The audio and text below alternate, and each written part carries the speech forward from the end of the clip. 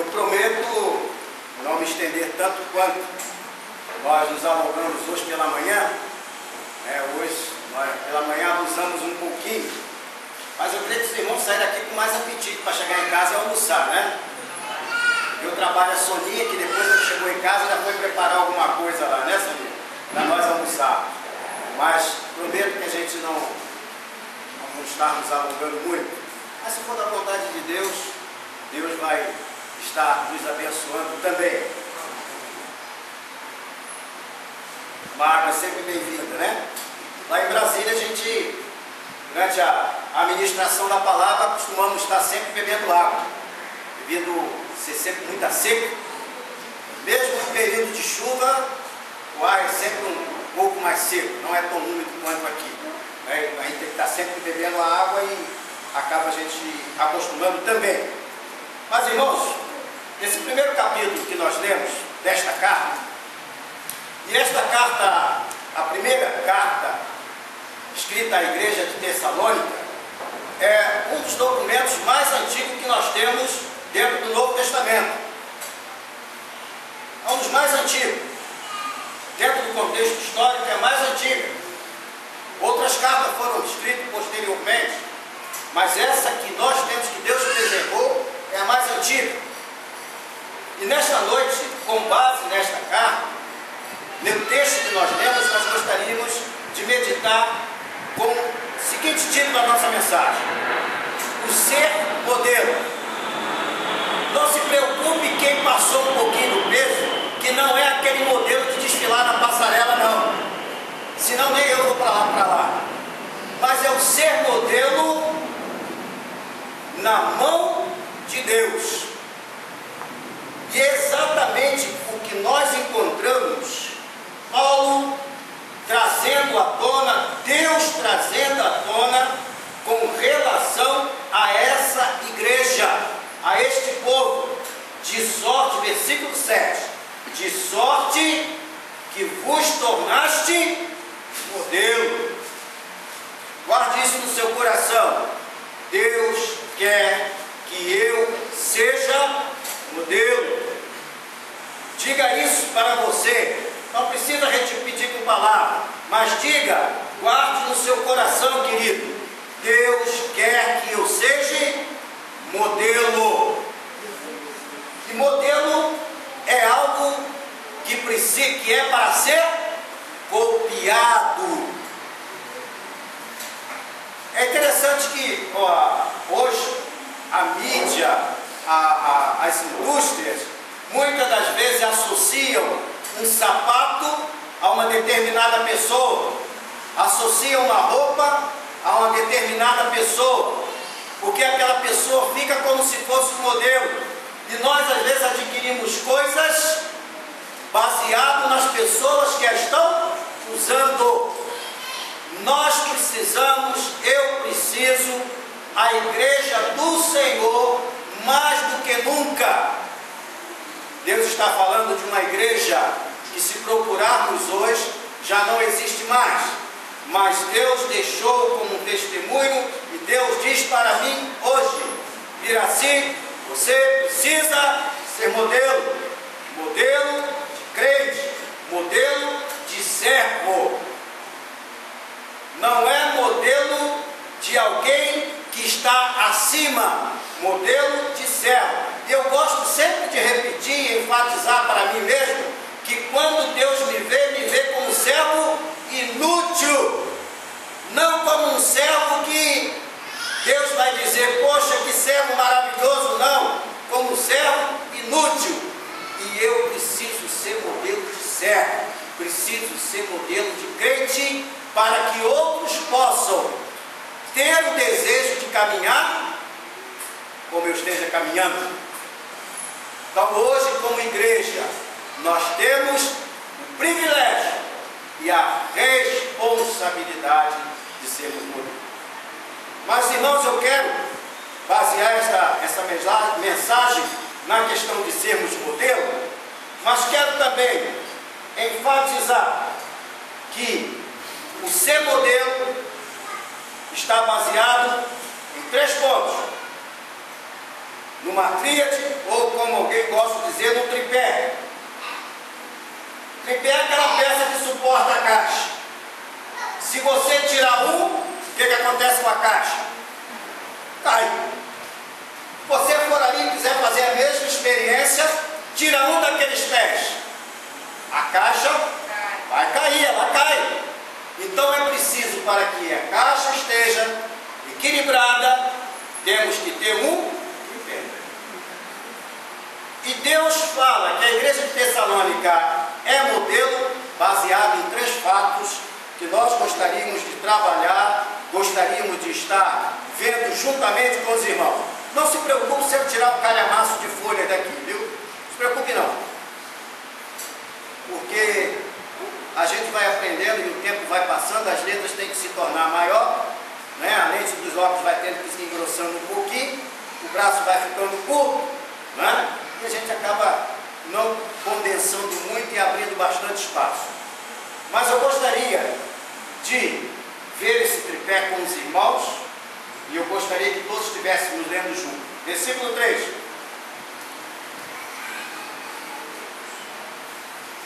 Versículo 3 desse capítulo 1, que nós acabamos de ler. Vamos todos juntos? Recordando-nos diante do nosso Deus e Pai, da operosidade da vossa fé, da abnegação do vosso amor e da firmeza da vossa esperança em nosso Senhor Jesus Cristo. Aqui está o tripé.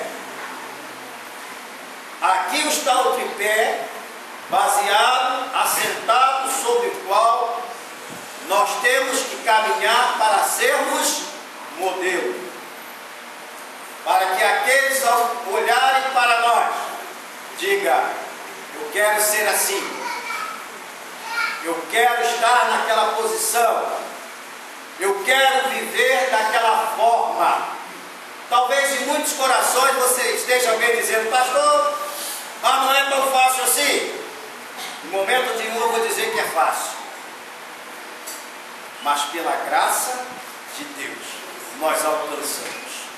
Não é se olharmos para nós, para as nossas fraquezas, nas nossas imperfeições, naquilo que somos, certamente vamos concluir que não é fácil. Mas se tivermos os nossos olhos voltados para Deus, aquele que pode todas as coisas, aquele que faz andarmos sobre o mar, como Pedro andou, aquele que abre caminho onde não existe caminho, aquele que traz o pão onde não existe, aquele que vai vir a saúde onde muitas das vezes ela já foi ceifada, aquele que faz com que, mesmo que o morto cheire de 3 dias, tenha 3 dias de morto e já cheire mal, ele faz retornar à vida. Eu gosto de um texto, gosto dele. Semana passada nós tínhamos que levar uma palavra na casa de uma irmã, Adelaide. Não é por ela estar presente, mas estivemos lá levando uma palavra e a situação não era nada fácil. Deus me deu uma palavra naquele texto da filha de Jairo. Lembra quando Jairo vai ao Senhor dizendo: Senhor, minha filha está muito doente. Aí daqui a pouco chega uma turma e diz assim: ô Jairo, para que você incomoda o mestre? A menina já morreu, para com isso. Aí depois tem a segunda turma. Essa primeira eu digo que são aqueles, os incrédulos, aqueles que às vezes estão junto com Jesus, mas não creem. Aí vem a segunda turma.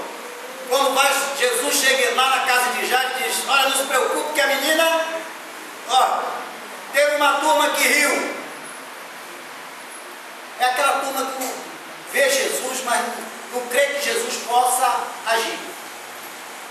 Aí tem aquela turma que é um grupinho seleto, pequenininho, que crê. Que era Pedro, Tiago e João, que estavam com Jesus. Jesus pegou na mão do pai e da mãe e falou: entra. Essa turma entrou para ver a manifestação do poder de Deus. O grupo maior ficou do lado de fora. Então é preciso que nós creiamos que Deus é poderoso para fazer da nossa vida uma vida modelo. Não importa como você olha para você. Eu quero dizer o seguinte: quando você olha para você, se o diabo sussurra no seu ouvido, está vendo como é que você é? Vai ser modelo nunca. Por nós não. Mas por graça de Deus. Lembra o texto que às vezes costumamos dizer: tudo posso naquele que me fortalece? Quantas vezes já repetimos isto? Tudo posso naquele que me fortalece. Baseado nessa palavra, você pode ser modelo, meu amado.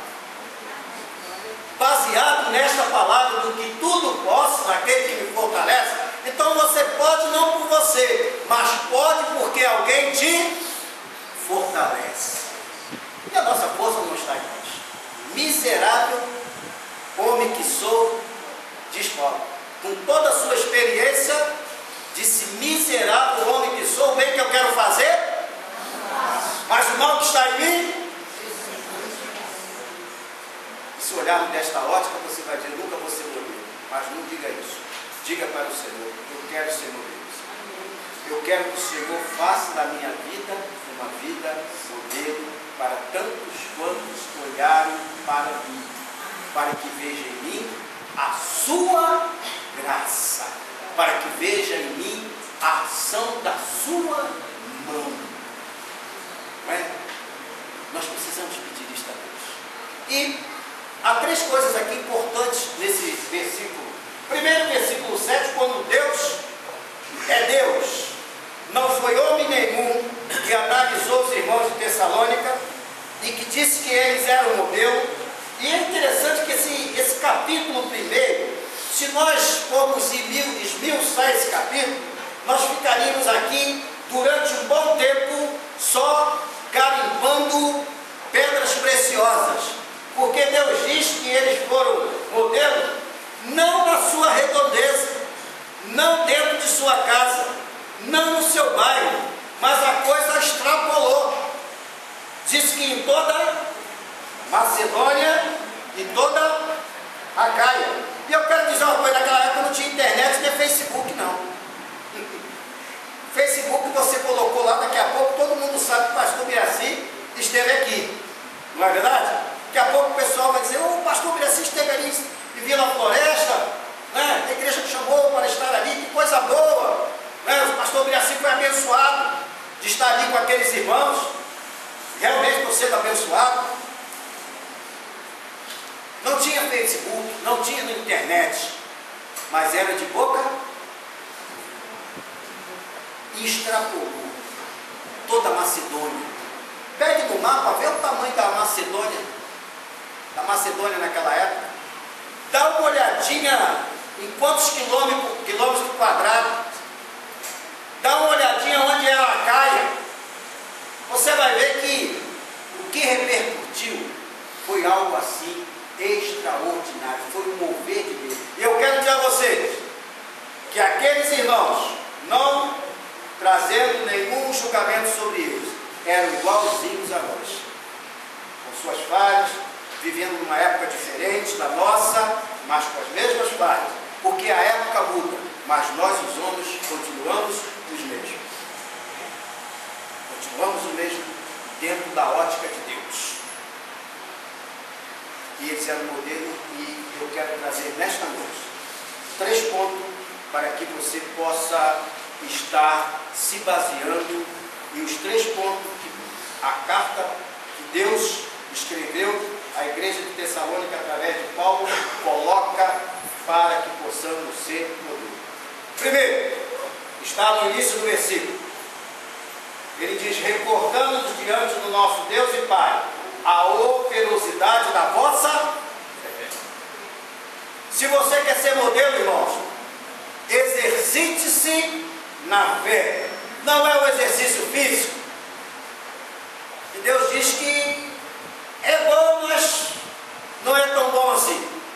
Mas a fé exercitada vai me conduzir a ser modelo.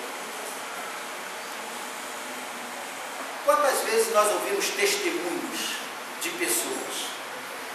E quando ouvimos testemunhos, não é? Estamos falando de fé. E eu quero dizer, irmãos, aqui para aqueles que são mais novos um pouquinho, que o tempo que eu passei tendo o privilégio de pastorear os irmãos, hoje eu uso a vida de muitos irmãos que estavam conosco naquela época como testemunhos de fé. Não vou aqui enumerar, porque eu posso esquecer de alguém, mas eu uso a igreja de Vila Floresta como testemunho diante de Deus e diante de muitos lugares onde eu vou, eu lembro para os irmãos. Pastoreei uma igreja onde a gente via a graça de Deus, a mão de Deus, a fé dos irmãos, as dificuldades dos irmãos, mas não abrindo mão de servir ao Senhor, mesmo com toda dificuldade, lutas, inquietações, mas nunca abriram mão de dizer: eu posso passar porque eu passo, mas não abro mão de estar servindo a Deus. E isso é fé. Isso é fé. Quando Moisés chegou lá diante daquele marzão, Deus disse: marche. Deus primeiro não abriu o mar, não. Como às vezes nós interpretamos que primeiro a Deus abriu o mar. Não, Deus disse: marche. Era água na frente. E eu quero perguntar: quando você entra dentro d'água, se você não souber nadar, sabe o quê? Não fomos feitos para estar dentro d'água. E se você fica, o inimigo está na retaguarda vindo, feroz. Mas Deus disse: marche. Quando o povo começou a caminhar, aí Deus abriu o mar. Aí Deus disse: agora eu vi que vocês estão comigo e agora eu vou abrir o mar. Então a gente viu nesse período aqui gente que passaram por dificuldades, problemas. E eu tive o privilégio de conviver com esses irmãos. E eu tenho certeza que hoje, os irmãos que aqui estão, se o pastor for falar, vai dizer: pastor, tem gente aqui que também não abre mão. Os irmãos não abrem mão, mesmo passando por algumas lutas, dificuldades. Não abrem mão de seguir ao Senhor. Não abrem mão de servir. E a primeiro tripé que queremos ver para que você possa se tornar um modelo é fé. Não é uma fé, aquela fé que duvida, porque a fé que duvida não é fé, mas é aquela que crê que Deus pode todas as coisas. E uma coisa é certa de que, sem fé, a próprio Deus nos diz que não temos condições de agradá-lo. Sem fé, há um termo que tem uma significação muito forte: impossível nós agradarmos a Deus. Mas Deus diz que quando esta fé opera em nós, ela produz muito mais do que aquilo que nós imaginamos. A fé, quando lá em Hebreus diz que a fé é a certeza de coisas que se esperam, a convicção de fatos que não se veem. Isto é fé, é a definição que Deus deixou para nós. Mas eu quero não acrescentar, mas eu quero contextualizar que fé, onde existe a fé, não existe a incerteza. Onde a fé vacila, a incerteza ganha espaço. A incerteza ganha espaço. E a incerteza, ela nunca vai produzir fé. Mas onde há fé, há alegria. Onde há fé, há paz. A base da fé é pela qual agradamos a Deus. Quando temos fé, nós agradamos a Deus. A pastora só falando do tripé, está falando de fé e de agradar a Deus, sim, porque quando agradamos a Deus, fazemos aquilo que o Senhor nos manda. Eu gosto muito de lembrar daquele texto lá no início do livro de Atos, quando diz que o povo, atendia àquilo que os apóstolos pregavam. Vivia o que? Calçado no ensinamento, na doutrina.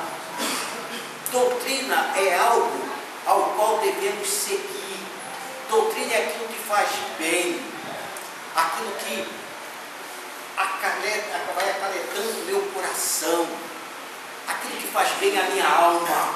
Isso é doutrina, porque doutrina é a palavra de Deus. E diz que vivendo desta forma, acrescentava quem? O Senhor, dia a dia, os que iam sendo. Por que o Senhor acrescentava? Porque o povo, embora não está escrito, mas era modelo, porque eles contavam com a simpatia de todo o povo.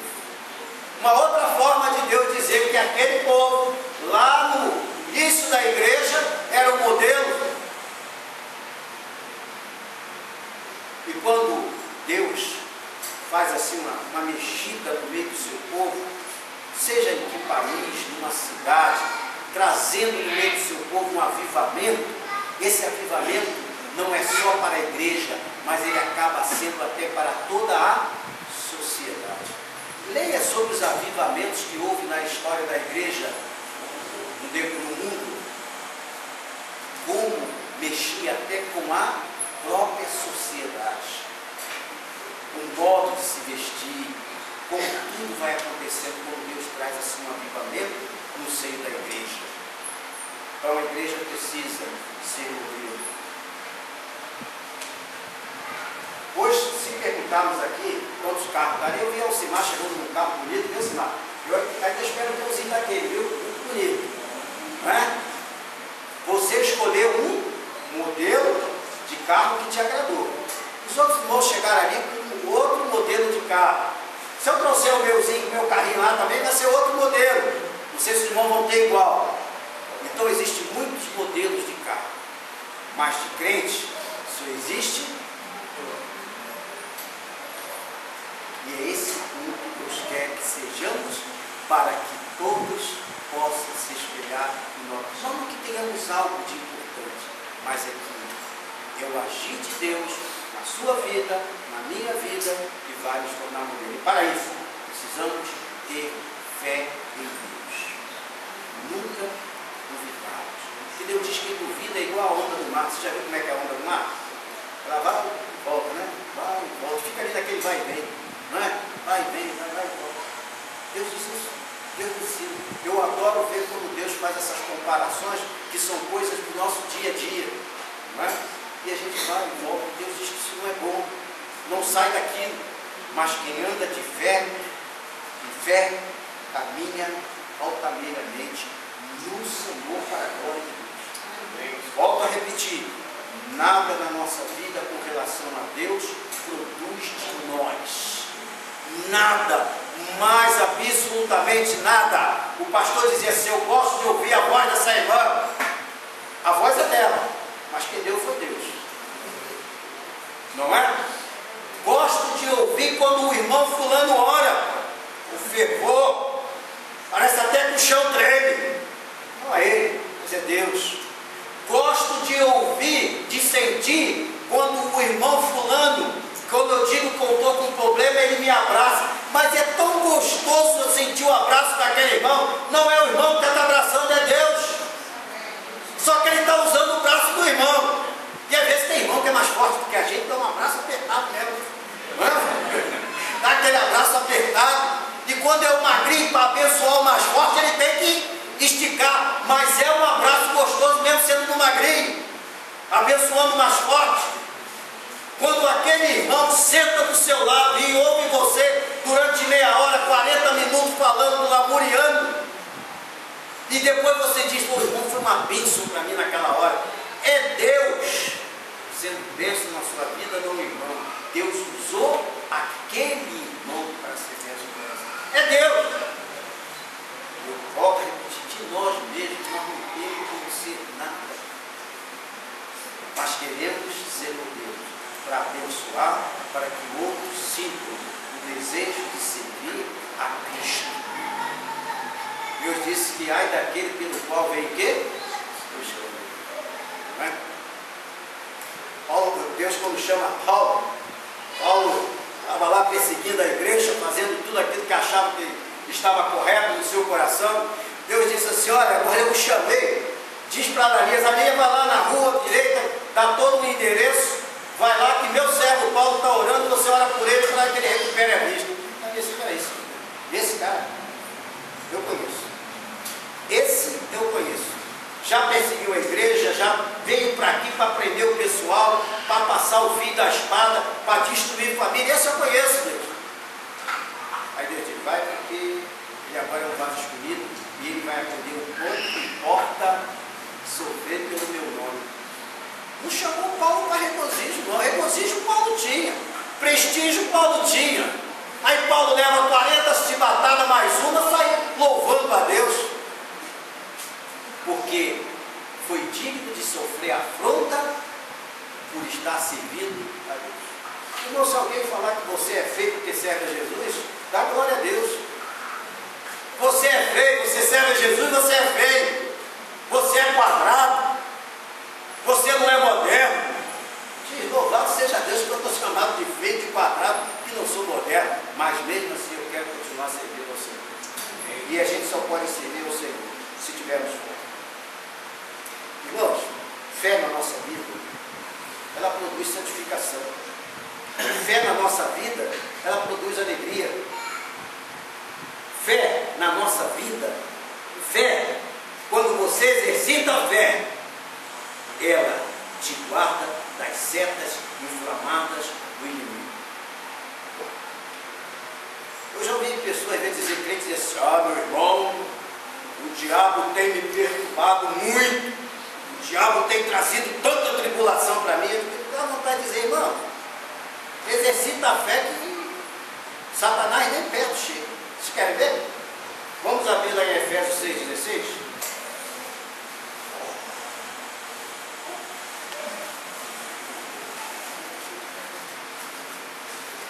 Veja só, quando o irmão diz que Satanás está fustigando ele, é porque ele não está exercitando a fé. Veja o que diz Efésios 6,16. Aqui está aquela armadura do crente, embraçando sempre o escudo da fé. Sempre. Sempre, né, ocasionalmente. Sempre é sempre. Isso quer dizer, ele é parte integrante da sua vida espiritual. Parte integrante da sua vida espiritual, a fé. E você deve fazer com a fé um escudo.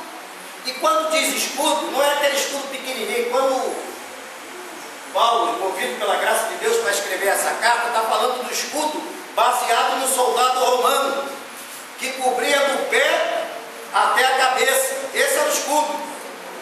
Não era um escudo que cobria só o rosto. Você já viu aquele guarda-chuva que só cobre a cabeça, mas te molha da cintura para baixo? Não é guarda-chuva. Não é? Guarda-chuva só te protege a cabeça. Quando você chega em casa, da cintura para baixo, está todo molhado. Mas tem aquele guarda-chuva que a água cai a meio metro de você, na verdade? Aquele grandão, aquele te cobre. É igual parada de ônibus, né? Você tem parada de ônibus aí, tinha umas paradas de ônibus lá em Brasília, que quando chover é melhor você ficar do lado de fora, molhava menos. Porque a água se juntava e caía daquele borbotão em cima de você, então é melhor ficar do lado de fora. Deus disse que o escudo você deve usar sempre. E olha só o que Deus diz. Embraçando sempre o escudo de quê? Olha o que ele diz, com o qual o quê? Com o qual escudo, não é isso? Podemos apagar. Apagar não é desviar. Um fósforo apagado pode botar fogo no palheiro? Não, porque ele foi apagado, ele não tem mais vida, não pode causar mais dano, nem que caia no chão. E ele diz, porque podemos apagar não uns, mas todos os dardos inflamados do inimigo. Dardos, querido, não é lançado de perto, é lançado de longe, para que ele possa ganhar força e atingir seu objetivo. Mas quando bate no escudo da fé, que você, querido, está agora carregando, ele ali cai no chão sem fazer mais dano, nem se cair no teu pé. Se você tiver às vezes a fé, que não é o escudo que cobre o seu pé, se cair, não vai te machucar porque ele já cai. Mas o bom é que o escudo cubra tudo isso, toda a sua vida, o seu pensar, o seu falar, o seu agir. Viver em fé é um dos tripés para que você possa ser liberto. Para que você possa ser. Fé, não se esqueça. Não saia de casa sem seu escudo, querido. Não deite sem o seu escudo estar do lado da sua cama. Porque quando você levantar, você vai logo pegar nele. E a primeira coisa que o diabo vai fazer quando você levanta da cama é quando ele vai poder te derrubar naquele dia. Como ele vai fazer para te derrubar naquele dia? Não pense que o diabo brinca de ser diabo, não brinca. Não brinca mesmo. Não estou exaltando o diabo, que não é isso que a gente quer, mas queremos mostrar que ele não brinca de ser diabo. Então, quando você levantar da sua cama, opa, cadê meu escudo? Não tem coisa melhor que eu levantar da cama já falando com Deus, né? Abrir os olhos já falando com Deus. Lembro da irmã Maura de Sete Pontes? Eu não sei se ainda está no meio de nós, ou se Deus já levou. Dona Maura, certa vez, pastor Ari Madureira, era o pastor da igreja de Sete Pontes, muito doente no hospital Antônio Pedro, desenganada pelos médicos, e ela já disse que já não tinha mais força para louvar a Deus. Mas ela cantava louvor para o Senhor com o seu. O diabo deve se desvia da sua. Está tão fraquinha que nem louva mais a Deus como louvava antigamente. Não sabe ele que ela louvava ele só de coração. E Deus ouvia os louvores e a oração da irmã. Que no final de semana que o pastor Ari foi visitá-lo, ele disse: não passa dessa semana. Pela medicina, estava se faltando naquilo que ele aprendeu. Mas Deus disse para ele: aguarde que eu vou te mostrar. Passado uma semana, alguns dias, ela começou a melhorar de saúde, fizeram uma bateria de exames, mas querer, todo o problema que estava aqui não estava. Começaram a comparar, até conversar com o pastor, disse: o pastor disse, mas a igreja está orando por ela. Dona Maura depois se recuperou, ficou forte e saía por ela. A irmã Nilce não esteve aqui. Nós, naquela época também, vimos a mão de Deus fazer um milagre na vida do esposo dela, do pastor Antônio.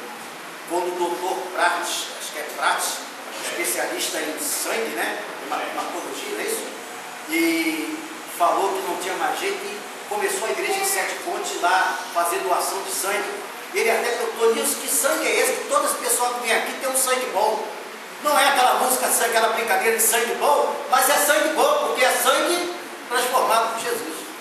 Hoje eu falando pela manhã que Deus transformou o seu DNA, botou junto com o seu DNA também o de Cristo, para que no dia que Ele vier te buscar, é o que vai te identificar, a presença de Jesus na sua vida, o Espírito Santo de Deus, é isso que vai te identificar.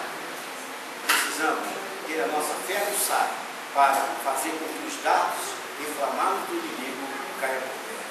O irmão Antônio foi também curado pelo Senhor. Depois voltou para a chefe, aliás, ele disse: Nilson, eu não sei o que está acontecendo, mas as plaquetas do pastor Antônio estão aumentando dia. Ela falou: eu sei o que está acontecendo, a igreja está lá em oração. A igreja estava em oração pelo irmão Antônio. Está entre nós o irmão Antônio? Não, Deus no seu tempo o levou para junto dele. Mas naquele momento, Deus estava dizendo para a igreja: eu sou o Deus que cuido. Eu sou o Deus que zelo, sou o Deus que faço, sou o Deus que ouço as suas orações e atendo. E Deus estava mostrando isso. Né? E eu sei que se a gente for falar, for dar espaço para os irmãos contar suas experiências, muitas poderemos ouvir nesta noite e ficaríamos até para uma vigília. Mas, irmãos, eu quero... Não, falei que não ia me prender muito, mas eu estou vendo aí que já são quase 9 horas, né? E a gente vai entrar no ponto 2 aqui, espero não alongar muito, para não avançar o culto, porque amanhã é dia de trabalho, né? Muitos têm as suas responsabilidades. Mas o segundo tripé que eu gostaria de ver nesta noite está nesse texto também, que nós lemos, né, nessa primeira carta, nesse mesmo versículo está lá o segundo ponto, no capítulo, versículo 3. Primeiro, a operosidade da vossa fé. Segundo, a abnegação do vosso amor. Pastor, tem aí um termo que a gente às vezes fica perdido aí. Abnegação. Abnegar-se é dar-se em favor de alguém. É dar-se. É esse tipo de amor que Deus diz que, agindo em nós, nos torna modelo. É dar-se. Eu falei hoje pela manhã, porque muita gente, a gente costuma ver muito lá no carro, né? Propriedade de Jesus. Aí quando está chovendo, tu pede alguém para dar uma carona a outra pessoa, você olha assim, não, eu não vou passar por lá não. Como é que é a propriedade de Jesus se você não quis dar uma carona para deixar o irmão? Ah, o irmão mora lá no morrinho muito alto, o carro sobe. Você roubou o motorista, ele sobe. A rua é cheia de lama, depois tu lava. Mas vai sujar o carro, tem ladeira, tem buraco, não dá aquela fugidinha. Mas então como é que é a propriedade de Jesus? Se é propriedade de Jesus, Jesus tem que usar. E quando Jesus disser, leva, leva. Quando Jesus disser, põe no carro, socorre, socorre. Você tem um carro em casa, propriedade de Jesus. Aí o não crente olha lá escrito, propriedade de Jesus. Está com o filho passando mal. Para onde ele vai? Lá na sua casa. Ele diz, eu tenho que pedir a Deus que me ajude nisso. Aí Deus mostra, vai lá, bate na casa do meu servo. O carro que está lá é propriedade minha, ele vai no meu carro. Aí bate lá na porta do crente. Ô irmão, me ajuda. Não dá, eu estou com sono tremendo, amanhã tem que acordar 5 horas da manhã. Que propriedade de Jesus é essa? Querer o segundo tripé para que você possa ser. Irmãos, quando eu cheguei em Campo Grande, Mato Grosso do Sul, daqui a pouco eu estou lá já mostrando a cara, né? E saiu uma jovem, uma barriga bem volumosa. Eu falei para a Ana, essa menina está quase para ganhar neném, não está não? Conversa um pouquinho com ela ali, vamos lá. Aí a Ana foi, porque eu tenho um jeitão assim, meio de ser meio de interior. A irmã de Né que está aqui, não estou exaltando de Né, mas eu usei muito da irmã de Né, é o seguinte, às vezes tinha uma irmã que tinha sofrido uma cirurgia, aí eu dizia, irmã de Né, vai fazer uma visita à irmã para ver se eu já posso ir lá. Porque meu pai me ensinou muita coisa assim de ser prudente. Aí eu disse, não, pastor, pode ir. Aí ela chegava só, o pastor mandou vir aqui para ver se pode vir fazer uma visita. Mas porque às vezes não é momento do pastor ir lá fazer uma visita. Nem toda visita momentânea, naquele momento, ela vai surtir o efeito necessário. Aí eu pedi a irmã de Né para ir lá à minha frente para ver se eu podia fazer a visita. Isso eu faço hoje, não tem a irmã de Né conosco, mas a minha esposa está sempre do meu lado, dizendo, vai lá, conversa para ver. E a menina estava quase lá, como as mulheres falam, né, completando, entrando no nono mês. E eu fui aí depois, eu digo, olha, eu sou o pastor Miraci, nós estamos chegando na igreja aqui em frente, e eu quero dizer a você, a hora que você precisar, eu estou com o carro aqui, pode bater na minha porta, chovendo ou fazendo sol qualquer hora da noite. Eu levei essa moça 3 vezes no hospital. Eu levava, ficava lá esperando. Parecia até que eu era esposo. Mas eu levava e ficava esperando, aí lá vinha ela de novo. Pastor, foi rebate fósforo, sem problema. Até que na 4ª vez eu levei, aí ela ficou. E Deus me presenteou com algo maravilhoso. Eu carreguei o neném dela no braço até ela entrar no carro. Uma alegria, coisa boa, não por mim, mas que Deus me deu esse jeitão de ser. Irmão, não escreva no seu carro propriedade de Jesus. Escreva na tábua do seu coração. Amém. Para que você possa completar o segundo tripé, que é abnegação.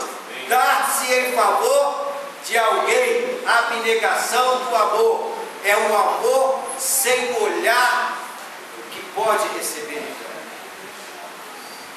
Interessante que Jesus, no seu ministério, né, teve lá 12. Eu imagino o quanto Jesus falou para Judas, né? O quanto ele falou para Judas. E no entanto recebeu de Judas, né? Uma traição. Uma traição. Mas uma coisa eu tenho certeza, Jesus nunca deixou de amar Judas. Nunca deixou. E ele, quando morreu, morreu também por Judas. Quando ele morreu por Judas também. Assim como morreu por aquele aqueles dois ladrões, mas um optou para estar no céu e outro optou para estar no inferno. Não é isso? O que optou para estar no céu, Jesus disse: estarás comigo hoje no paraíso. O outro, Jesus não pôde dizer isso, porque ele tomou a opção.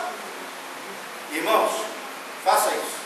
Uma opção de viver um amor abnegado, um amor que dá-se em prol das outras pessoas. Deus não está dizendo que tem que ser para os crentes, mas Deus ensina que primeiro para os domésticos da fé, mas sempre que tiver o seu alcance, mesmo aqueles que às vezes mostram uma posição contrária à nossa, Deus disse que a esse nós temos que também amar.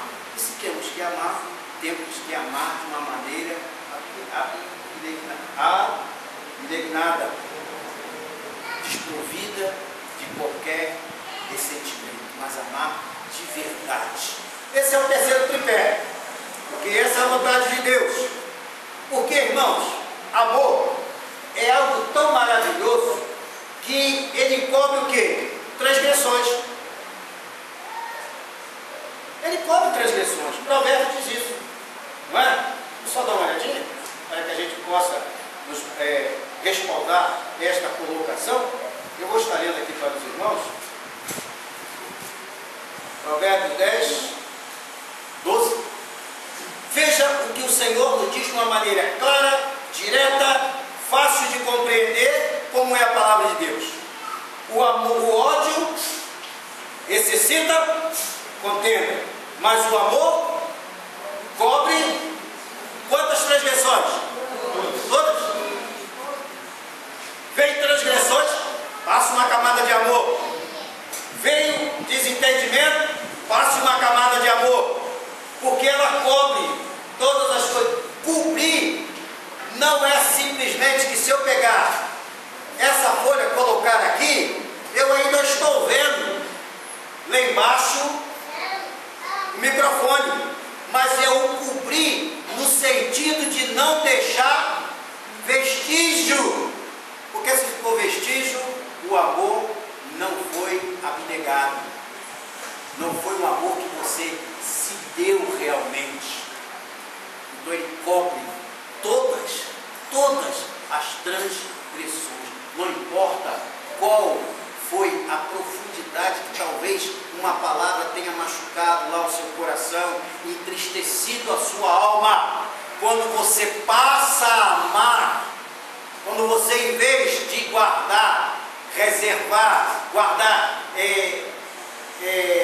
mágoa, mas você exercitar o amor, ele cobre tudo aquilo que talvez que fez lá no seu coração, que trouxe tristeza. Amor abnegado. Esse é o amor abnegado. Esse é o segundo tripé, para que você possa ser modelo, para que nós possamos ser modelo onde quer que estejamos vivendo. Não importa qual seja a sociedade, não importa. E muitas das vezes você não tem como às vezes pregar o evangelho. Há pouco tempo estava ouvindo um relato dos países muçulmanos que se você for pego pregando o evangelho, você é morto. E se o muçulmano se converter, se tomarem ciência de que ele se converteu, ele vai preso, os filhos são marcados, então há muita perseguição. Mas se você não pode pregar o evangelho com palavra, você, com a sua fé e com o seu amor abnegado, você estará pregando o evangelho. Ninguém poderá dizer nada se você estiver amando, se você perdoa. Hoje pela manhã a gente estava meditando, né? E falamos até que se alguém diz para você: vem cá, fulano fez um mal contra você, rapaz, senta comigo, eu sento a mão dele. Aí você diz: não, mas eu já sentei a mão dele. Mas já sentou a mão mesmo? Sentei uma mão de bênção. Sentei uma mão de bênção nele. Eu abençoei. Alguém vai dizer: se é comigo, fala assim comigo, eu sento minha mão. Aí você diz: não, eu sentei numa mão dele. Aí a pessoa diz: mas sentou mesmo, sentei uma mão de bênção. Eu abençoei. É o amor que você está mostrando, eu vou me negar. E é assim que Jesus diz que nós temos que viver. Não tem mistério vida cristã. Vida cristã é a coisa mais simples de se viver. Nós é que complicamos. Mas se vivermos com fé, Satanás vai jogar o dardo e ele cairá no chão e não vai causar mais efeito nenhum.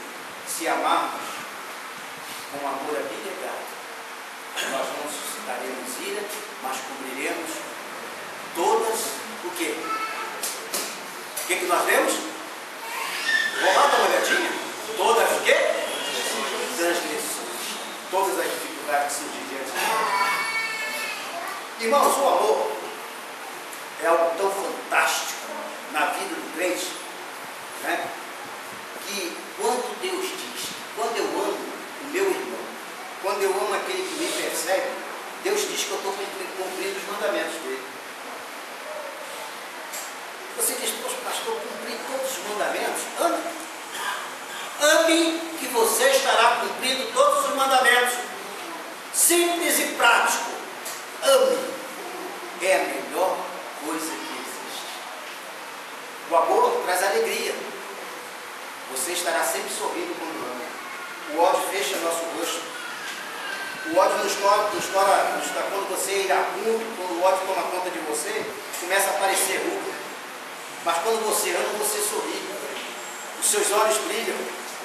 Você estende sempre a mão. Você está pronto para ajudar. Então nós precisamos exercitar o amor para que sejamos bons. Há um texto em Romanos, irmãos, que eu quero ler para que nós possamos também respaldar algumas colocações que fizemos, não é? Então é sempre a gente fazermos a colocação, respaldarmos dentro da palavra do Senhor, dentro da palavra de Deus, não é?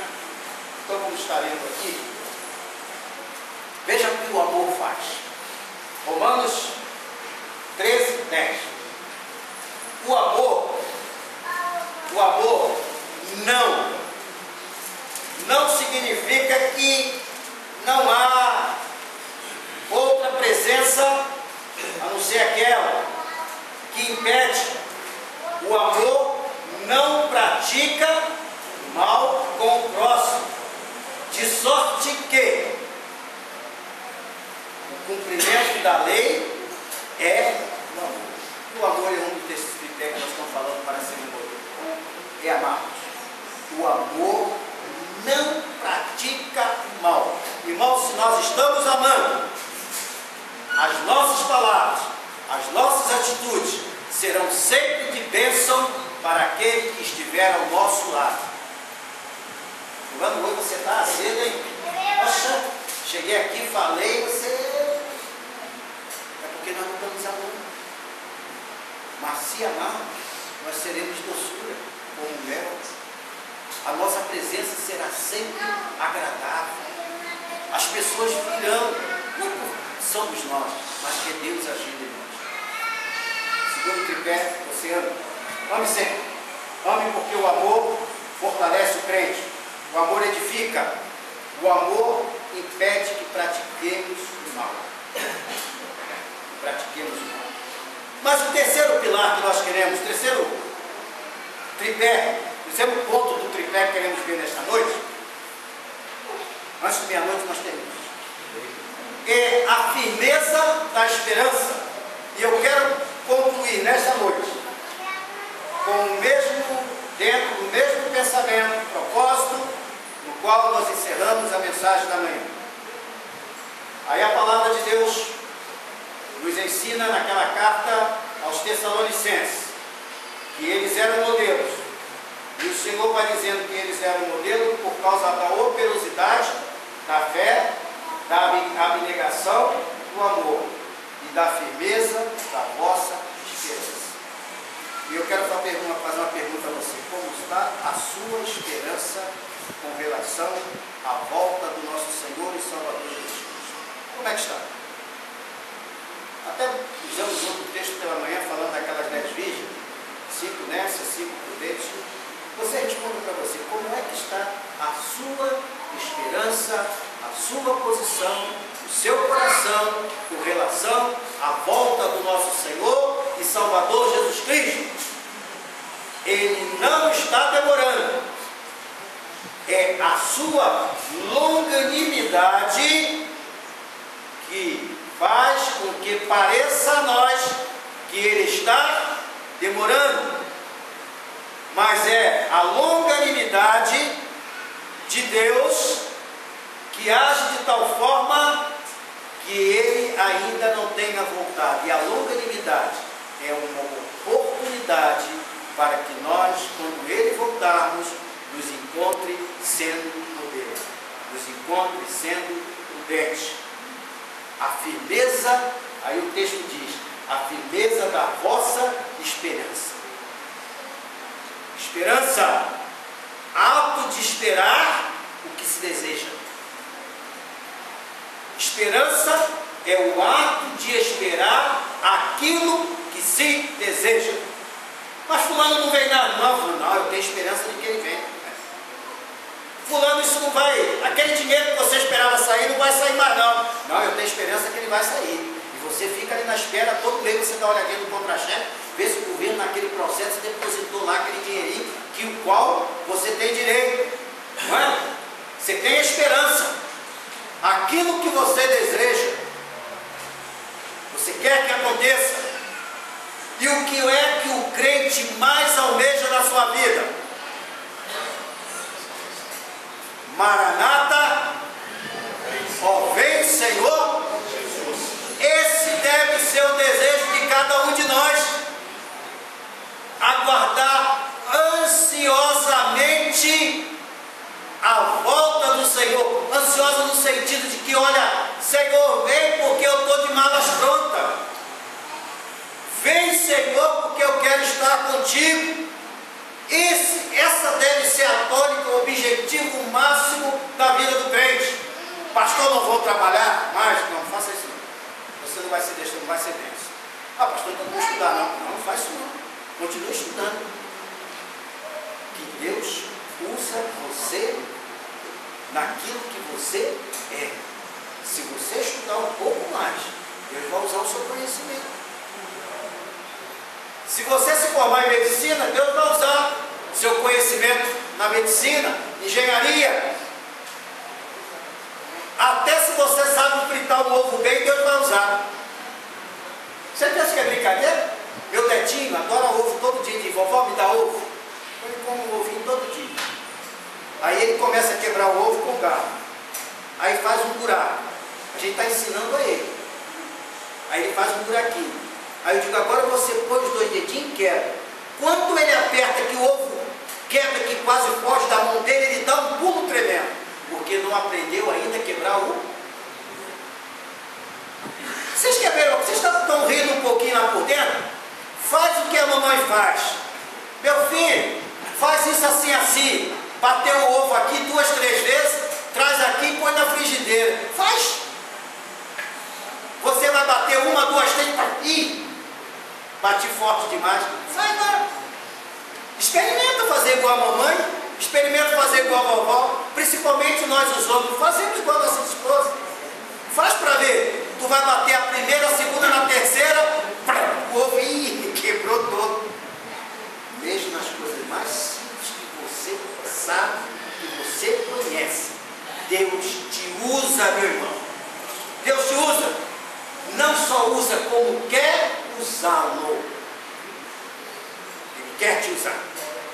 Então, irmãos, firmeza da esperança, a arte de esperar o que se deseja, não é?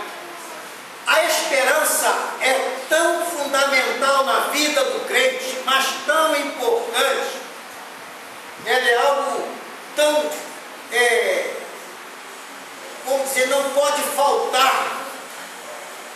Que no versículo 8 de versículo 8, capítulo 5 de 1 Tessalonicenses, sabe onde está a esperança?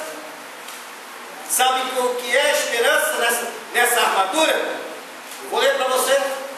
Nós, porém, somos do dia, sejamos sóbrios, revestidos da couraça da fé e amor, e tomando como capacete a esperança da salvação está sobre a nossa cabeça, e a nossa cabeça coordena todo o nosso corpo.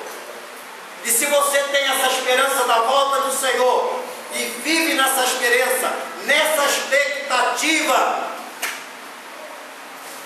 viva! Deus vai dizer: que maravilha, meu servo. Ele faz tudo, ele estuda, ele trabalha, para o coração ficar sempre de volta, Jesus. Eu quero estar com o Senhor, Jesus. Volta. Por isso está lá: Maranata, ó vem, Senhor Jesus. Não é? Maranata, ó vem, Senhor Jesus. Essa deve ser a expectativa de vida do crente. Se não for assim, desculpe o termo, mas somos os mais miseráveis dos homens, porque dissemos que cremos, mas não temos a esperança da volta do Senhor Jesus. Abrimos a boca, falamos de amor, mas não vivemos o amor abnegado. Falamos que temos um escudo, mas o deixamos muitas das vezes em casa, achando que, por nossa capacidade, podemos resistir aos dardos inflamados do inimigo. Seremos derrotados, seremos pegos como foram aquelas nécias que não estavam preparadas.